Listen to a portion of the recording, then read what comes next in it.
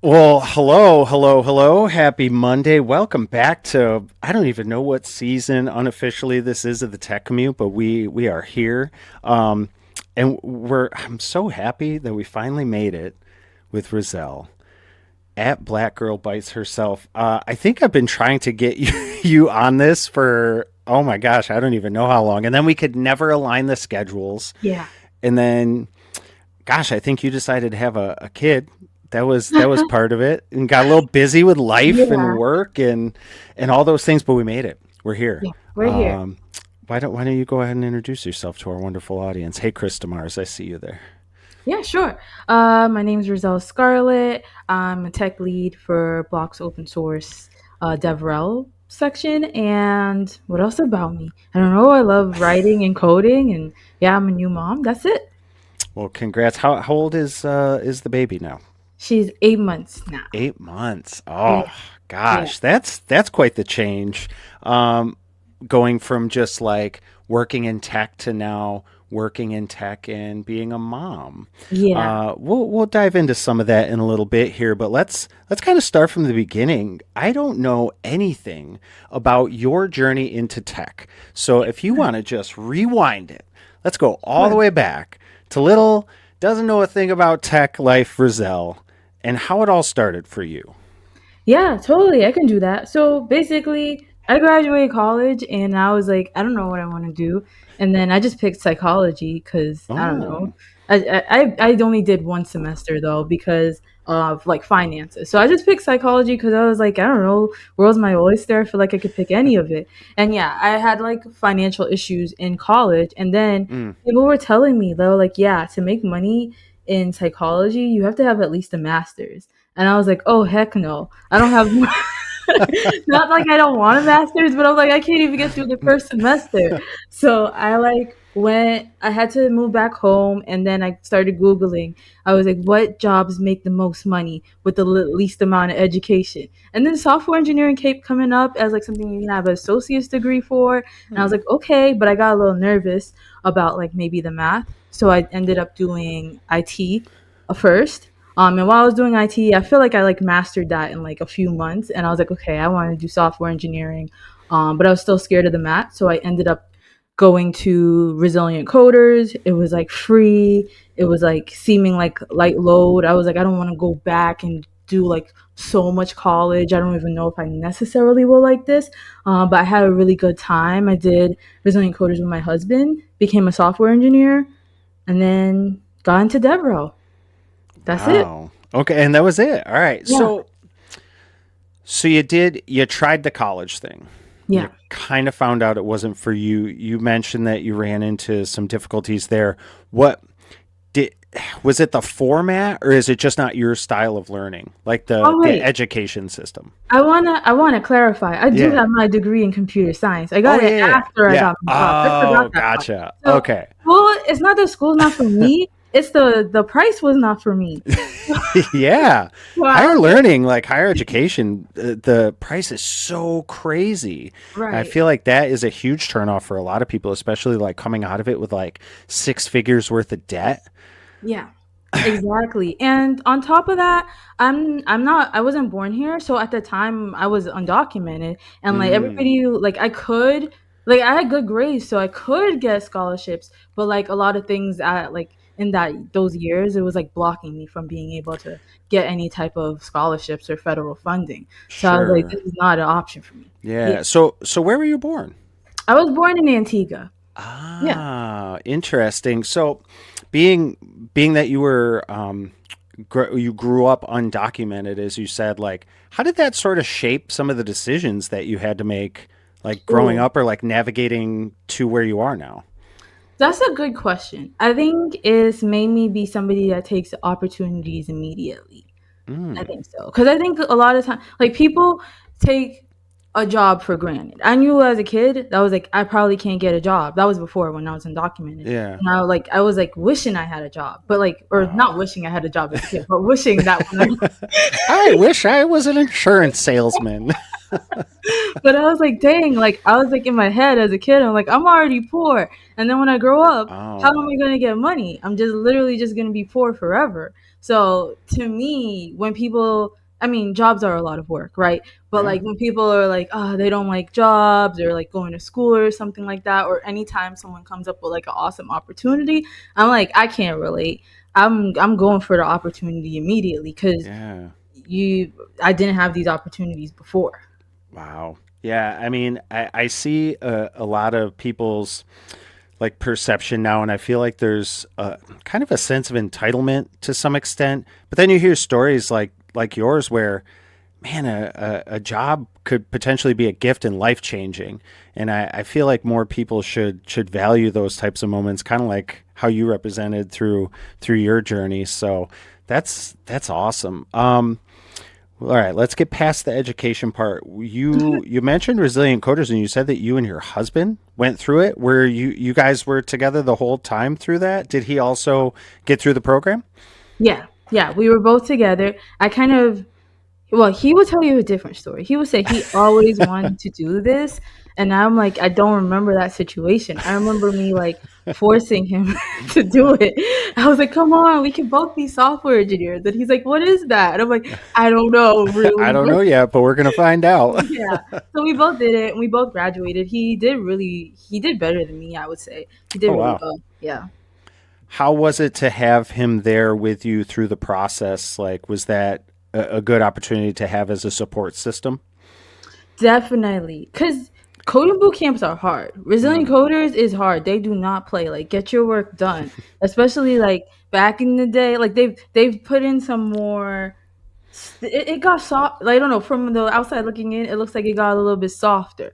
But back in Oh, the day, you had to have your work in, or else you were getting like clipped or kicked out, right? Or you, at least you had to be able to communicate. Like, here's why it's behind, and here's how I'm going to catch up. Because they wanted us to be able to like succeed in the real world. But there were so many times where I was like crying over stuff, and then we would at least I would have a buddy. He wasn't crying, yeah, but complaining to of like, yeah, oh my gosh, CSS is hard or whatever thing that now seems trivial. sure. I mean, CSS is hard. That Yeah. it definitely is. Center a div for me. That's all I'll say. It confirm or deny. Is Leon different in resilient coders? Is there a resilient coders Leon and 100 devs Leon? Maybe. Okay, but this could have been. I was really young when I was in really young coders. I was Mm, like 20 or something like that. And he's in person, he's so tall. So I was very intimidated by him. Like, he'd be like, get your work done. And I'm like, okay. But like, when I see about 100 devs, he's like fun and everything. And now that I talk to him and yeah. I've graduated, he's like fun, chill, and everything. But before, I don't know if other people perceive it that way. But before, Mm. I was like, oh my God, I better not mess with this dude. Yeah, I shout out to Leon. I love Leon. I've had the opportunity to meet him a couple times as well. Great guy. I think I think to some extent though, like it's that tough love. In a platform like Resilient Coders, they want you to succeed, and Yeah. sometimes patting you on the back for no reason doesn't get you there. So I could see that as the character. I could see him doing that. I like that for Leon. I It like was valuable. Yeah. I came to work like ready. I was like, all right, if someone's mean to me or something, I know what to do. I know how to You knew, navigate. sure. Well, Yeah, I mean, that's the real world, yeah, and exactly. that training for that is awesome. What would you say is something that you learned in Resilient Coders that you've carried with you the last few years in your career? Like, what's one of the one like sticks with you lessons that you got? Ooh, that's a good question.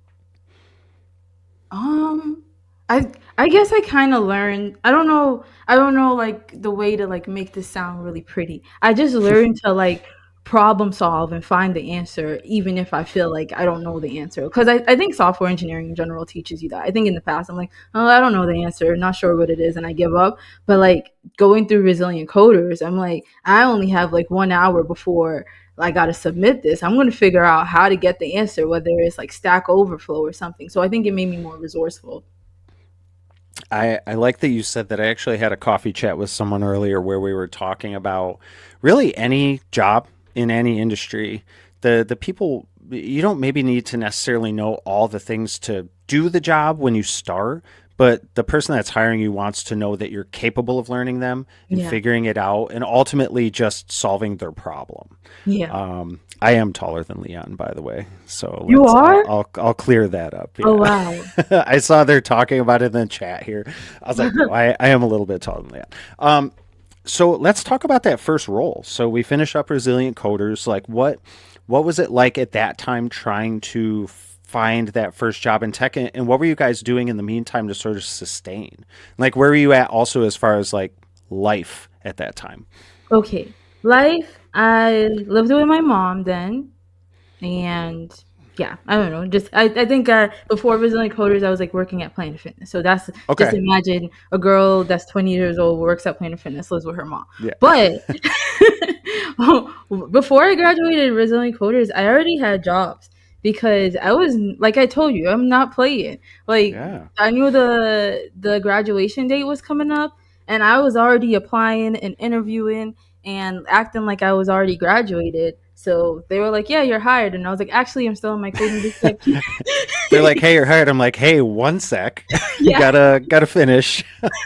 and that was also a really like it's not the ecosystem we're in now. That was a Mm, really good time for tech when they were just like hiring a lot, and mm, then yeah, like it was just really good. So like it was a little bit easier. Like I empathize with people now. Although it was hard, interviews were hard and stuff like that. There was just a lot more job postings and a lot more mm. eagerness to bring on juniors. So yeah, I I hope I gotcha. answered the And question. what was the first role? The first job I had was it was like an internship and then became full time at a company called Vested Nautical. Okay. So they basically made maritime software. Oh, Yeah, okay. That's not one of the big ones, right? Like yeah, that's just one of those small. companies out there. Um, how much how much of your work ethic, I guess, just again reflecting on your journey in your younger age and like that kind of work ethic of like I gotta get out there and get a job. Like I have to be able to pay my bills and everything. Like how much of that influenced how you approached going to get a job from Resilient Coders because you were already applying. Like you were like, I'm gonna be as soon as I'm done, I'm gonna have a job. A lot of people don't frame it that way. So how much of like your journey to that point influenced the decision to do that? I guess like 100% of Yeah. it. I don't know. I No, don't I know. mean for sure. It's that totally makes sense. I think I think like people should even when they're not quite 100% sure they're ready be applying and like get Yeah. into those process cuz I mean how long did it take you to get into that role? Like what kind of a Oh. process was that? I don't remember the exact timeline. It's all a blur. Like it was just going fast. But I think okay, first off, I would say like the benefits, right? I did start applying maybe a little too early, but at Mm, least it gave me insight into like what the interviews would be like. I'm pretty yeah. sure I cried after my first one because it was something so simple. They were like, "Oh, write like some JavaScript to find like the circumference of a circle," and I was like, "I have no clue how to do that." Because I was still on like the HTML section. Like I was really way too eager. Mhm. But it gave me insight into like, oh, here's how the interviews are set up. Here's how what I can do better in the future. Let me turn off my Discord. Sorry about that. Oh, you're good. But yeah, let me here's how I can prepare better in the future. So it just gave me like I never am nervous to do interviews as much. Like I am nervous, but I'm like I do low ones so that I can figure out like, oh, here's what to expect for the ones I Mm. actually really want to get. Well, what was your experience interviewing up until that point? You had never interviewed for tech roles, correct? So just like kind of getting your feet wet and getting acclimated with what that's like is probably pretty important. Would you suggest that people kind of follow a similar path just to get some reps in? Yeah, get some reps in, or even I know that jobs are like more minimal these days. So like do practice interviews as much as possible with people. Mm, Things that really helped is when Leon would do like practice interviews with us, make us do something simple as fizz buzz and just get me used to explaining things out loud. Cause I think I had only done those types of interviews that are like very behavioral. Like, mm, oh, I was a phlebotomist in the past. They kind of just asked me like, how do I deal with certain things, and then oh, which I forget what they're called, but which tube uses what blood, blah blah blah blah blah. That's it. But once I got into tech, the interview process, you have to kind of explain what you're thinking, and that was a really hard transition for me for some mm. reason. But yeah, like practice as much as possible, and if you see a job, I feel like people see jobs and they're like, no, I don't want that because da, da, da. Like still apply, interview, see what happens. If you don't get it, it was practice for you. If you get it, well, now you have like the ability to negotiate. Yeah, I love that advice. How many interviews or how many like jobs did you go through before you got the one that you started with, that first one? I don't remember. Sorry, that was That like well, was it that many or that few? You just there was a lot of them you don't remember. oh, I think it was that few. Okay, I got three offers. Oh I wow, remember at okay. the end, but I don't. I think there was like two or three I didn't get, and like that was like heartbreaking for me. And I Well, was like, and never. that was where I was trying to go with the Yeah, question is how you kind of, especially starting off, how yeah. were you pushing yourself to keep moving forward when you were getting those rejections? I think because I was a little competitive. I saw Mm, that like my husband and other of my like cohort mates, they started moving forward in other interviews. Because I also was like trying to get my husband. Well, he was my boyfriend then, but I was yeah. like, do this interview and I'll do this interview because I was trying to see if we could work at the same job. But then when he got passed and I didn't, I was like, oh no, this is embarrassing. Like I'm gonna keep trying. So I Yeah. think it does hurt, but like I try not to think about it too much. And sometimes I'm like, maybe I really wasn't like something I've learned in the future is sometimes I force my way into jobs and I'm like, dang, I wasn't really a good fit for this place. This company is Oh. just not like my type of team fit. So sometimes now I'm like, I probably wouldn't have enjoyed working with them. So it makes sense why they didn't pick me. Or sometimes I'm like, they are lost. I could have been popping on that team, but they didn't want me. I guess that's a good way to frame it, but you brought up an interesting point is that maybe you were applying for roles that ultimately you didn't think you were going to love. Um, do you see a lot of that now in the industry, especially when jobs are so scarce? Like people are just, I am focused on back end, but hey, there's a UI UX position open. Here we go. Yeah, Yeah, you see that a they have lot? no choice. I get it. Yeah. Yeah, they gotta Yeah. do it. That's tough. What would you give as far as some advice right now to some people that are struggling to find a job in this wildly tricky market? I would say I think it's for I know I'm maybe giving conflicting advice. I think it's okay if you're a back end dev and you apply for a front end dev, do something to at least get something on your resume. Mm, Go full force if you get that interview, go full force if you get that job. Use it as a learning experience and then you can move on to the job that you like. Cuz sometimes I think people limit themselves in an already limited like job market, mm, and there's no need to do that. Like some people are like, I only want to be a developer advocate. Like it's okay to be a software engineer. Like that might even mm. help you to become a better developer advocate in the future.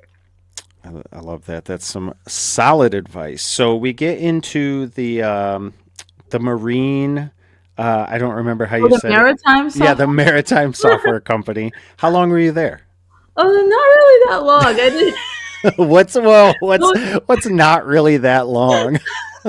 I did an internship and then they hired me full time. But that was another example of me being like, I just realized I don't really like maritime software like that. Sure. So Does it was, anybody?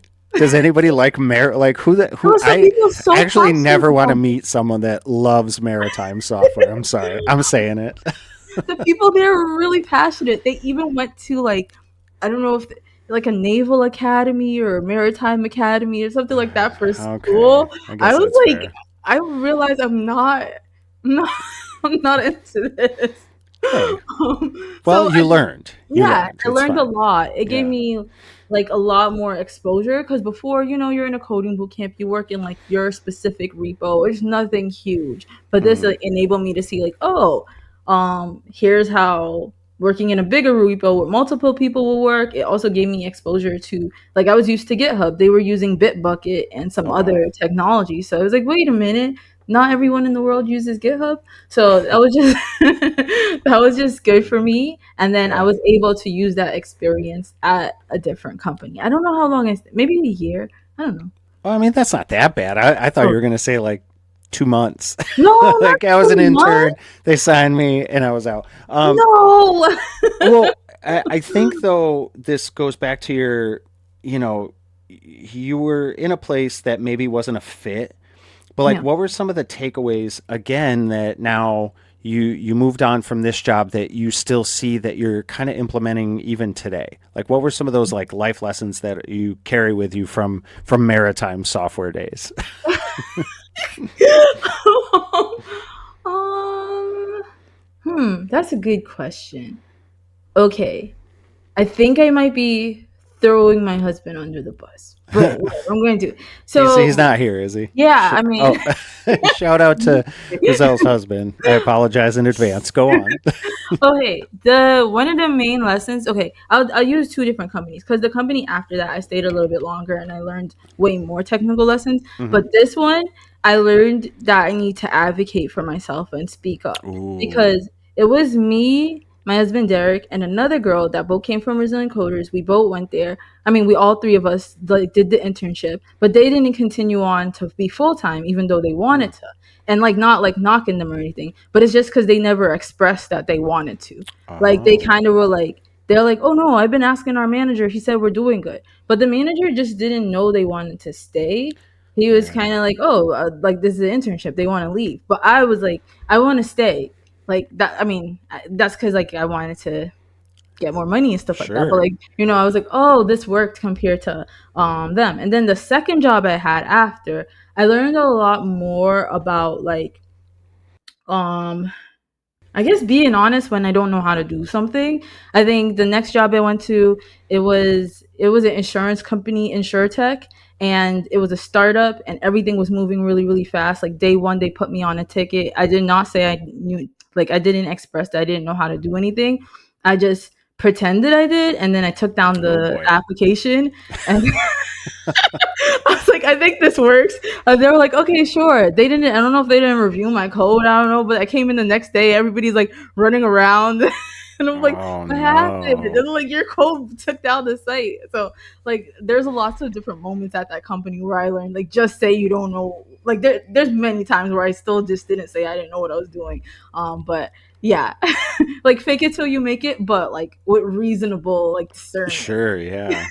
Wow. No, I mean, both of those really like speaking up for yourself. Like you're always going to be your biggest advocate. Yeah, So taking the opportunity to do that is never a bad thing. And then also like being honest, yeah, like, like, nah, you know what? I don't know how to do this ticket. Again, all lessons learned. All yeah, lessons learned. You yeah. totally pulled a Rizal on that one. I like that. Oh no, that would be so embarrassing. I hope they never said that.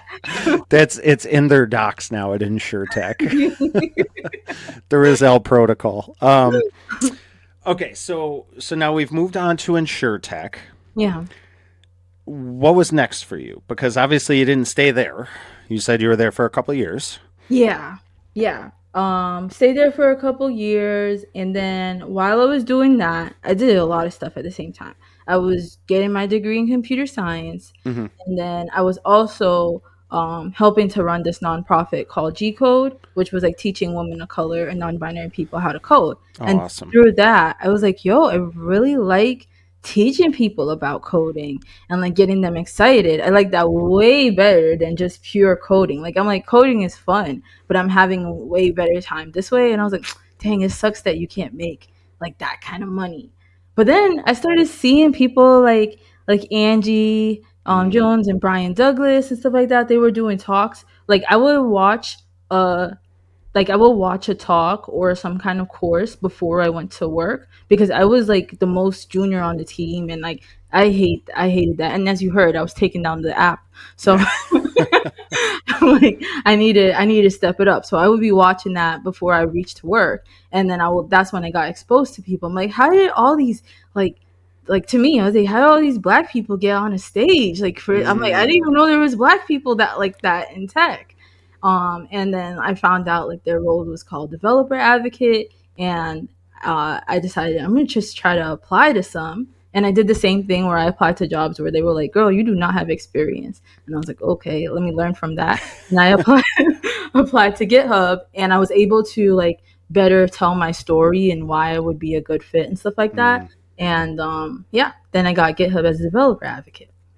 amazing. I love that. So, what was, I guess, kind of walk me through like what the thought process was of starting this educational like group or site or organization that you did, that you wanted to even do something like that, because just kind of stepping out of the day to day as a developer, and then I mean writing curriculums, teaching people how to do things, and making sure that people that are, you know, a little bit more marginalized and not recognized in the community are seeing the same opportunities. Yeah, so it wasn't like originally my idea. I had Mm, actually met the lady that wanted to do a lot the idea years back, and then she just randomly called me again, and she was like, "Hey, like I'm actually starting this up. Do you mm, want to help lead it?" And I was like, "Sure." And for me, like I'm a person that just overcommits, so there wasn't mm, really too much of a thought process. But for me to want to like stay, I thought like, "Wow, I wish I had this." Like type of community when I was learning to code. I had mm. resilient coders, which was great, Yeah. but I wish it was like mostly like girls and non-binary people, and I made it in a way that like I made it really light. Like I made it fun, like just my personality, how it is. I didn't make it like you there it was not intense. It was just like a Yeah. fun way to learn and decide if you wanted to continue in the software engineering path, and Mm. then I would connect them to like resilient coders and other types of Oh, programs. But I cool. kind of made like the program that I wish I had before. How important, I guess, again, now reflecting on that part of what you were doing and building a community like that, like how important has the community around you been to your career and your tech journey? Yeah, super, super important, I would say. Like any job that I've gotten is because of the different communities that I've joined and applied to. And like Resilient Coders, another program called Hack Diversity, they really connected me to different jobs. They helped me to be able to negotiate salaries and stuff like that. And then even building a community online, on Twitter and stuff like that. I've learned a bunch from people, and I've had people be able to like advocate for me. Even this job at Block, like Nick De Jesus, he had worked at Block Mm, with me before, and he kind of told Angie like Rizel will be good for this job. Like she was like, "Are you sure? Like a staff level job? Like it doesn't say Rizel staff," and he like advocated for me. So that type of stuff is really important. wow. Yeah. Shout out to Nick. He's Yeah, is he still looking? I think he's looking yeah, I right think now. so. Yeah. If anybody has a role for him, definitely Hire reach him. out. Yeah, hire that guy. He's awesome. Um, okay, so we're in GitHub. Mhm. What was the experience like there? Because this is now, I guess, for all intents and purposes, your first large org role. Yes, it is Yeah. my first large org role because before that I was just working at startups. It was Yeah. I thought it was amazing. Like I had a really good manager. GitHub has a really good like remote culture where even though it was really large, everybody was like really nice, got to know me. I don't know, my manager, I think he set me up a lot for to get good exposure. I think there was Mm, times where like when you're a developer advocate, you get called to be in everything, conferences, live streams, whatever. And I think there's times where he's like, I can't do it all. And he's like, dude, I do know Rizel could probably do it. And that helped me to just like by him not like hogging up all the opportunities, that helped me to be able to get that exposure inside the company and outside the company. in those opportunities, were there ones where you would say no? And you said you're kind of a go getter and you're a Oh little yeah, competitive, but then reflecting on like maybe saying no sometimes when you don't know something, were there times where you're like, I don't know if I'm best suited for that?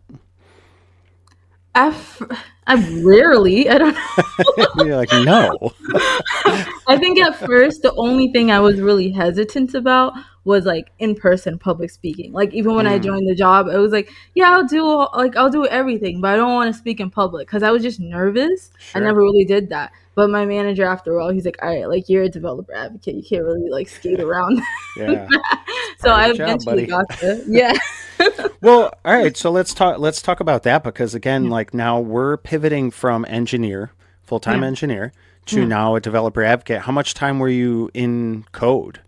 Were you doing Mm. any coding at that point? Yeah, I was still coding. I'm like a Mm, person that likes to code, but I think it was much lighter coding yeah. than I'm doing here. Like it was a lot of demos and stuff like that. Um, but I still tried to code every day. That's me. Yeah, no, I get that. As a community manager too, I'm still playing with a lot of things in the background. Just Yeah. having the hands on the IDE. Talk to us a little bit about that first time you had to talk, like do Oh, a presentation of some kind publicly. yeah. So I think so in the past, like in high school and stuff like that, every time I did public speaking, my voice would be mad shaky. So I was like, I'm not trying to repeat that again. Yeah. But the first time I spoke at KCDC and it Mm, went really, really well. I think things that helped is one, I had already done like virtual talks. So that had helped like increase my confidence, even doing things like G code where I had to like lead, teach and everything. That helped to increase like how I connected with the audience. But then the audience themselves, they were like so encouraging. Like I told them, I was like, "Oh, I'm kind of nervous. It's my first talk," but like the whole time they acted like they were so impressed by me, and I was like, "Wow!" Like it was gassing me up a lot. no, I mean having a supportive audience for your talk is super helpful. I think ultimately, and this is something I've heard before too, is like no one's there to see you fail. Yeah. They want you to be successful with it. What would you say to some people as far as like that haven't done any public speaking yet? Like, what would be a couple tips to maybe take that first step? I love that you mentioned the virtual like talks or like doing things online like this. This Yeah. is a really good like gateway. Yeah, yeah. Do online stuff. Back in the day too, I used to do Twitter Spaces a lot. Just get yourself used to like talking when you know like multiple people are listening. I don't know why that's so scary, but it Yeah. sometimes feels that way. And then also go to meetups. Those have like smaller audiences. That's helpful. And like practice in front of people. Like I when I do okay, not all my talks are good. Some of them are. But when they are good, that's because I like practiced a lot in front of like my friends, my husband, my mom, whatever. I know people are like, "Oh, practicing that sucks." But like it's really good. Or even having another developer advocate. I had Carmen, I hope I said their last name right, Hubidoro, like practice with me and it was like really, really helpful. They gave me good like insight on when I lost them. And then when the thing that I like the most about practicing is because when I go up on stage, I kind of black out. Like I'm like I Oh. don't like yeah, I'm like I can't really there's sometimes where I zoom back in and I'm like, oh, there's somebody nodding, but I can't focus on other people. Like if I see them on their phone or something, then I'll start freaking out and be like, oh my god, they think I'm boring, and then I forget what I have to say. But if I just like black out like that and I have practiced enough, I can just say what I have to say and then I won't pause. I don't know if Sure. any of this made sense, but It there will did. be no No, more. Okay, totally. cool. Yeah. No, it does make sense. And I think having tunnel vision and focusing on like what the talk is as opposed to allowing yourself to kind of get distracted with everything around definitely is helpful for sure. Do you Yeah. have a specific talk that kind of sticks with you as maybe didn't go great? Oof. I don't like to remember them. I told you we're going to dredge some stuff up. But Um, why didn't it go great? Like in it yeah. to you? Yeah. I think I don't even remember their titles and stuff like that. I really just throw those Sure, things in sure. the trash. But like I think one, I didn't practice enough. Two, I think like I wrote it last minute. Like I'm like, Mm, oh yeah, let me just submit this. I didn't think about if it was really as viable as a talk or a demo. Oh, I know one that was horrible. Oh, it's giving me the shivers. Like I tried to use GitHub Copilot to like basically create music, like vibe code live music type of Oh, thing, wow. which that was a good idea, but not at the same time because GitHub Copilot wasn't there yet. Like now it Yeah. has agentic mode and all that. It just wasn't there yet. I didn't plan like the my screen setup, so the display was like not mirrored, it was extended, so I was like trying to see what people were seeing on the screen, and then Oh, gosh. it was a mess. Like I was just embarrassed. So like having all of that set up in the beginning, like trying like pretending it's live and seeing like how the whole experience is going to be, that will set you up for success. Yeah. Prepare, fail to prepare, prepare to fail, as they Exactly. say.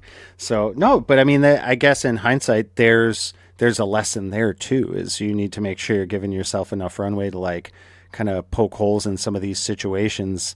You see Yeah. it a lot with other people's talks. The tech Yeah. doesn't work on stage, or the slides aren't working and stuff like that. How do you pivot, and how Yeah. do you not get in your head about it? Yes, Like exactly. that's definitely hard. How many at this point in your career? How many talks ballpark have you given? Hmm. That's a good question. I don't know.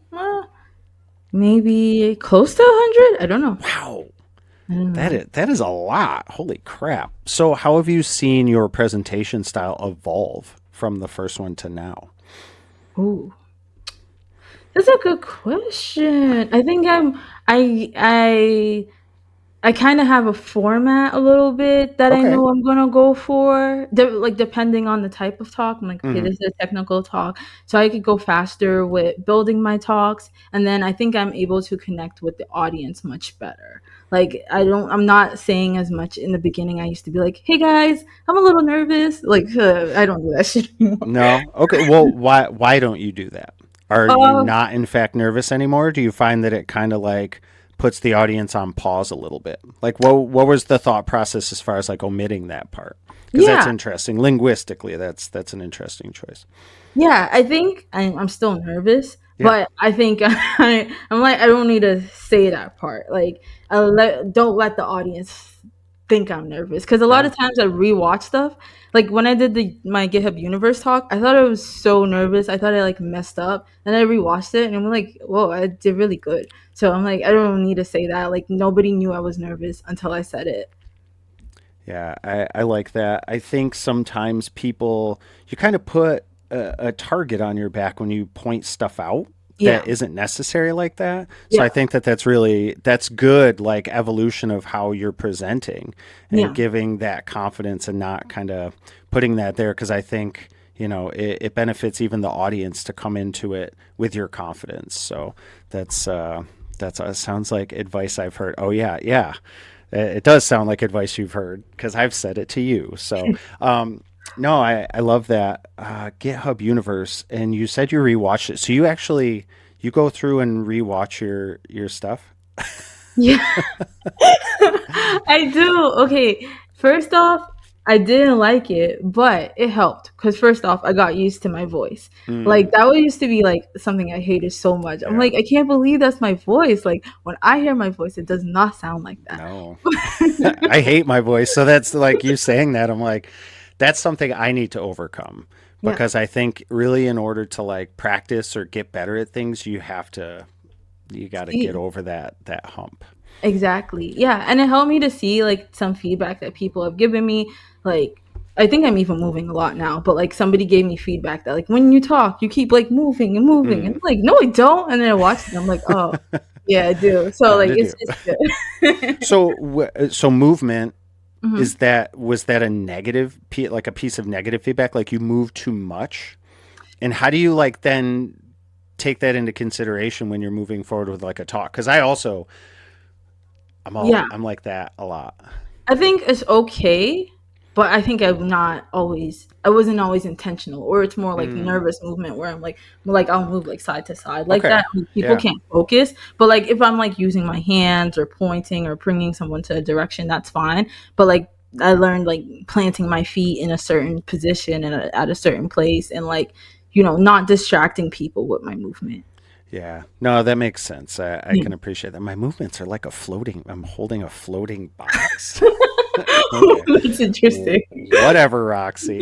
Um, Okay, but now I'm like crossing my arms so I don't do it too much. I'm like self conscious about it. So GitHub, how long were Mhm. you there? I think I was there for 2 years. Okay, two Yeah. years. You stayed in the DevRel position, or did you move anywhere else in the company?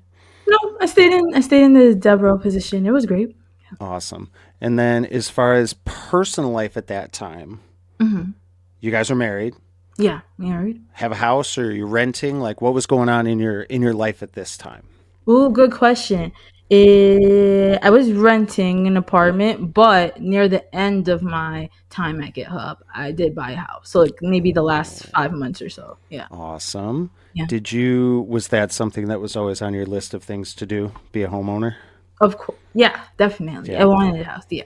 Do you feel like, again, and this all goes back to the whole like upbringing and lifestyle, like life as a child, like was that something that was important for you to like own something here, to like feel like you were a piece of something or had that?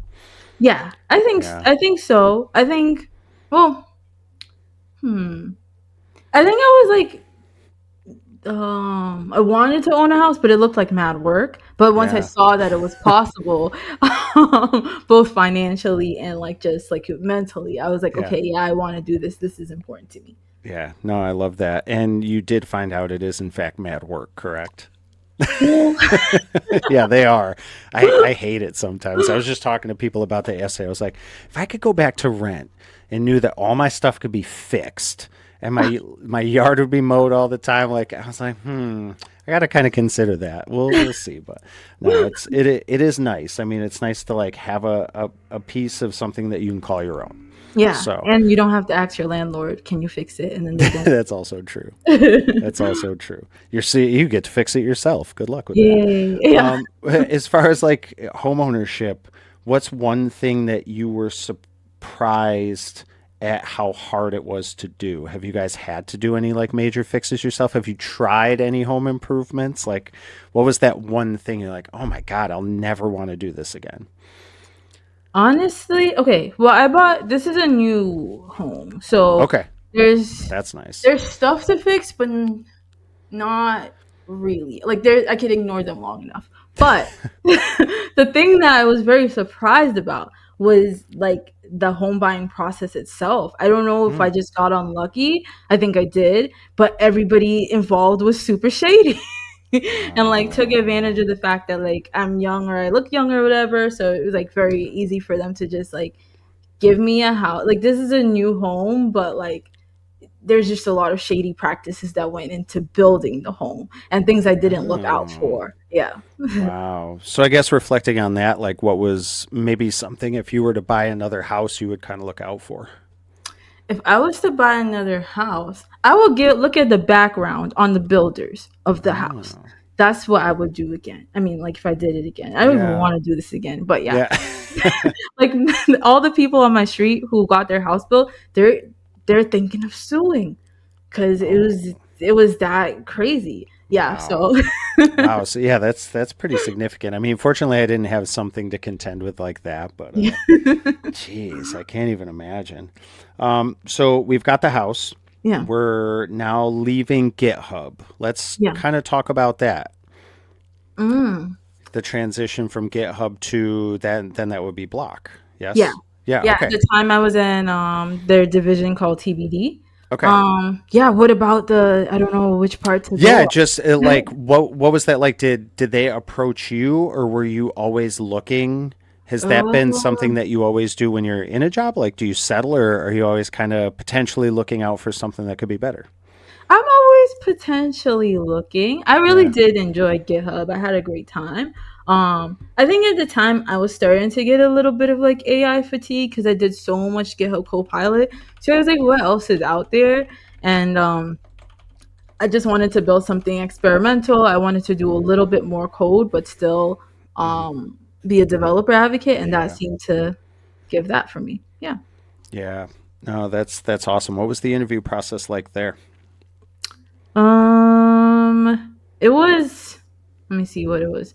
It was like a behavioral with Angie, and then I think I did a presentation. Like they gave me an assignment, like a take Hmm. home, I did a presentation on that, and then they asked me follow up questions. There was like engineers there, more a lead engineer, principal engineer had a chat with me as well, just to like see how technical I was. And then I think that was it. I I don't think remember. Yeah. something like that. Whatever. So now again, like going back, you had mentioned that you were watching videos of Brian B. Dougie for anybody that doesn't know, and also Angie, and like kind of like looking at them as like inspiration for how you're doing certain things. What was it like to then kind of meet Angie and like interview with her and talk to her? Shout out to Angie Jones, Yeah, shout out to fan her. favorite of the Tech Commute. So Yeah. Yeah, no, um it was a dream, I guess. Yeah, I'm like yeah. I intentionally wanted to work with both Brian and Angie. Oh. So it was really great that I Was got to work. Brian at GitHub while you were there? Yeah, he was Okay, my cool. manager Yeah. while I was Oh, there. oh, Yeah. nice, nice. Yeah. Yeah, Yeah, so it he's was good. awesome. Yeah. Very cool. Yeah, I like Angie a lot. She's fantastic. So talk about the first couple months in this new role, like as far as like kind of just getting up to speed. Were there any sort of hurdles? Did you just immediately feel comfortable, or were there like a couple things you were just a normal first time in a role position type situation? Yeah, I mean, I don't think I was immediately comfortable. I think had gone from mid level to staff, and I Mm. was kind of like, I don't even know what staff is supposed to be doing. I don't want to underperform. Yeah, yeah. Yeah, and then the other thing is the technology they were working on was like so different than what I had ever worked on before. It was like around decentralized systems at the time. Now we've Mm. moved back into AI, which I'm more familiar with, but that was a huge learning curve for me too, and I didn't want to seem dumb. Seem dumb. I like that. Well, so okay, this is your first role as a staff engineer or staff Developer developer. advocate. Okay, Yeah. so based on that, like, were there certain expectations? Like, what was that conversation like as far as like what they expected of you in the role? Yeah, I mean, they expected for me to like come correct, I guess. Like I mean, I don't remember the exact like words or anything, but I know for a fact like I wanted to show up as somebody that wasn't like needed a ton of hand holding, that Mm. was coming in and like making an impactful change, but not in a way that's like disrupting the entire team and the way that they already work, but a way that will help to improve the team. So that's like something I was really aiming for, and I took some stuff that I learned from GitHub because this was a smaller team. We Yeah. were just started, and I was like, "Hey, here's some stuff that we did at GitHub. We don't have to do them, but I like tried and experimented with things, and I'm like, oh, this stuff landed, this stuff didn't." So I just made sure that I was like continuously like putting out work and that I was communicating as much as possible and sharing my ideas. Nice. So you mentioned that it started differently than it is now that you've moved more towards AI. Like, what was that? How were you staying up to date with like the advancements in AI and the tech around that to be comfortable with it? Was that something they were allowing you to do while you were there, like learn as you go, or did you kind of have to take care of that yourself? I think mostly myself. I think Yeah, when I was at GitHub, I already did like GitHub Copilot and stuff like sure, that, so sure. I was already aware of some of the stuff that was going on. I kind of leveraged AI a little bit while I was at TBD just for like my own like understanding. Hmm. I think I don't know. I'm someone that naturally wants to keep up with what's happening in the tech industry, Yeah, and then so when I moved into AI, um, I got a little bit of a heads up before I went on maternity leave. Angie was like, "Oh, you know, I know you like AI stuff. They have this AI project you might want to check out." So I got a little bit of a chance to view it. But yeah, once we dived in, I was in there on maternity leave. I was watching all the videos. I was reading all the stuff. I'm like, I don't like to be left behind. yeah. So, so you've already established the career before you had the baby. Yeah. So you're already working. You went on maternity leave. Have you how have you sort of now balanced or worked into having a family with also working full time? Because it's a little bit different where some people had the family and then work, but Yeah. you had the work, now you have the family. So how are you sort of blending both of those at this point? Yeah, I think it's a hard balance just because now I'm a tech lead. So now my workload increased even more. Yeah. And in the past, what I used to do, like you just said, like where I just was working first, is like if I felt a little bit behind or something, I wouldn't mind if I like did a little work on the weekend or in the night. But that's much harder with having a kid. So I have to be more productive during the day. Like I can't be Mm. how I was before, where like I might like watch a TV show and then be like, all right, let me get to work. Like no, I like have to No nap time anymore for you, anyway. yeah, gotta go full focus, and then I still try to like use the rest of the time. Like I get offline and I focus on my kid. Mm. How do you do that? How do you time box? Like, what are some of your time management secrets that are helping you with doing that? Because on Mm. paper, yeah, sure, easy. You get offline, but it sounds like you have the work ethic of somebody that likes to be on all the time and always running. So how do you balance that? Like, what are some things? Oh, that's a good question. I guess. Oh, I don't know. I guess sometimes I don't have a choice now. Like I would Yeah. rather. First of all, I have ADHD, so it's super easy for Mm, me to just like hyper focus once I get into something, and like yeah. it's hard for me to break out. But like if my kid's crying, it's very much hard for me to focus. Like Yeah. she comes home from being watched by my mom, I have to get offline. I don't really. It's hard to do anything. She's not really the type of. I don't know if there's any baby that just lets you type when you want to type. So Yeah. she's making me have to like actually have a work life balance. How do you, and I'm speaking from experience on this. How does that make you feel? Do you feel sometimes you're not doing enough work? Or maybe are there times where you feel like you're not doing enough momming? That's a good question. I feel like I'm momming a lot, Yeah. so I don't. Okay, that's good. Yeah, I try to be a mom a lot, but there are times where I'm like, dang, I kind of missing the ball on this particular piece of work. And if it wasn't the situation, I would have had it done. But Yeah. like, I kind of just have to say, like, oh well, and figure out how I can work around that in the future. Yeah. How do you sort of treat that mentally for yourself? Do you just kind of move forward or do you hold on to it a little bit? Like the I, guilt. I probably hold on to Yeah, a little it bit.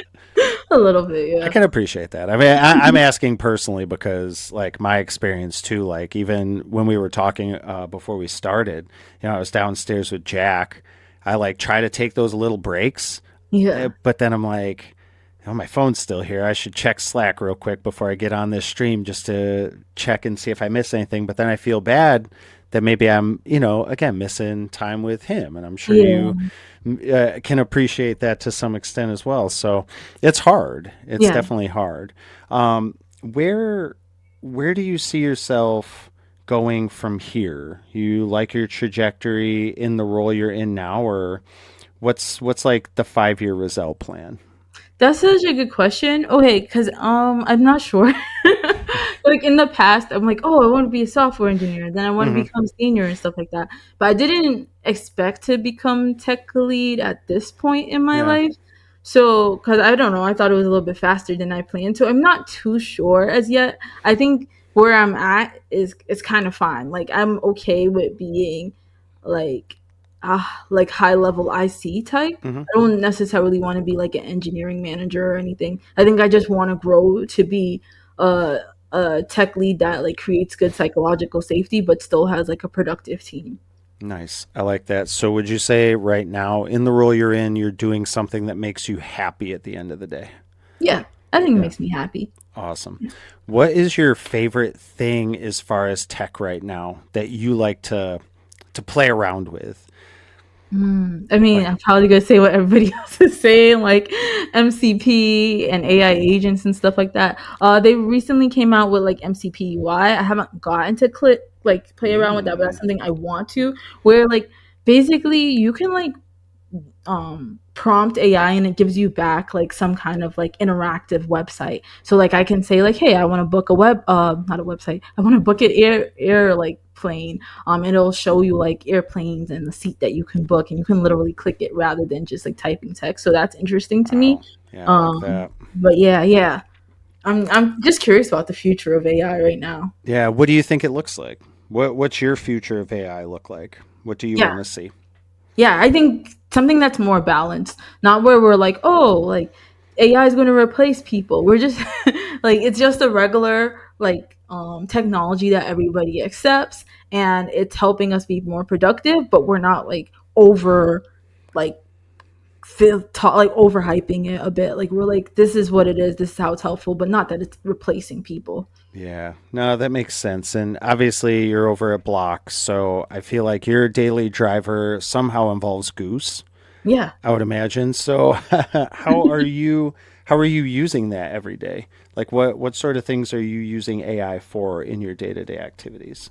I literally use it for everything. Honestly, that's one of the things that helps me to balance being a mom and this. Hmm. So like, yeah. So I sometimes I have to like figure out the release notes, like what came out for Goose. I'll just ask Goose, like what came out between this time and this time. It'll tell me perfect. It just post it. Well, I review it, of course, Yeah, but yeah. review it and post it. Or sometimes I want to like build an app, and honestly, using AI is really helpful for it because like I could be holding my kid and then I can be like, ooh, to do this, and it like does it in the background. I'm using like Wow. multiple sub agents. I'm like, this is great, like productivity on point for this.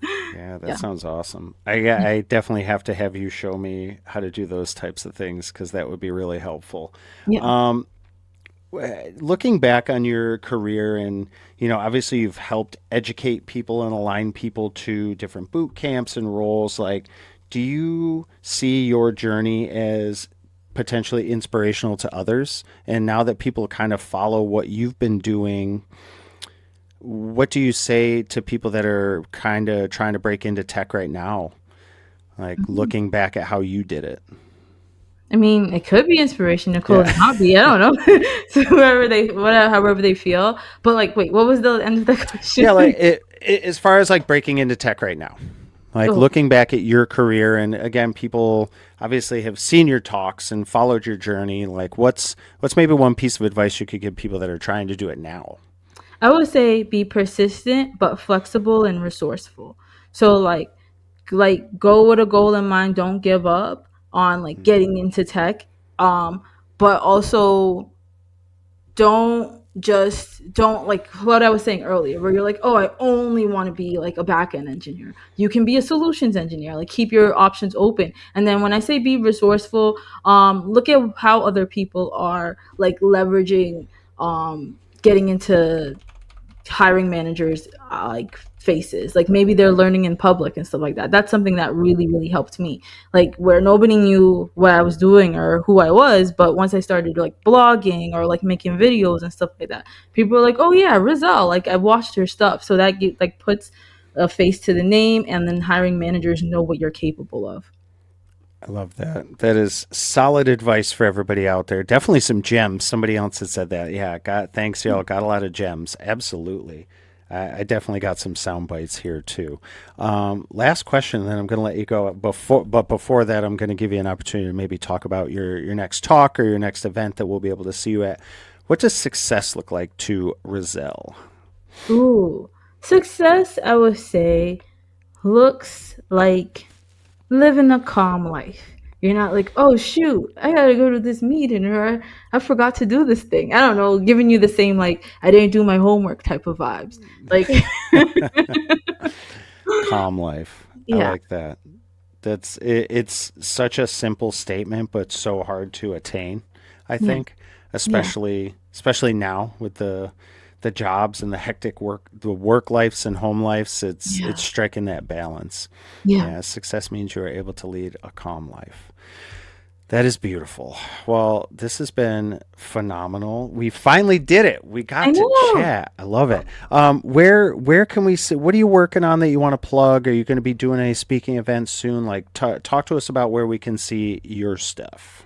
Okay, I'm going to be at Commit Your Code, and I'm going to be at GitHub Universe at the end of this year. So Commit Your Code in September and GitHub Universe. There's some other stuff, but I can't remember them. Those are the main ones I'm excited about. You can also get Rizel on LinkedIn here. We've got Blue Sky. We've got X as well. Make sure you connect. Make sure you mention, because you should always add a note when you're connecting with people, that you saw her on the Tech Commute and it really resonated with you. I think that's really it. This was awesome. It was very, like, I love your story, and I hope that you share it more, and I hope that it definitely resonated with some people. I think that that's it. For everything Yeah. else, you guys can head to torque.community. You know where to find me, and down in the Discord as well, and go connect with Rizel. And outside of that, remember everybody, it's nice to be important, but it's more important to be nice. I hope you have a good rest of your Monday. Bye, everybody.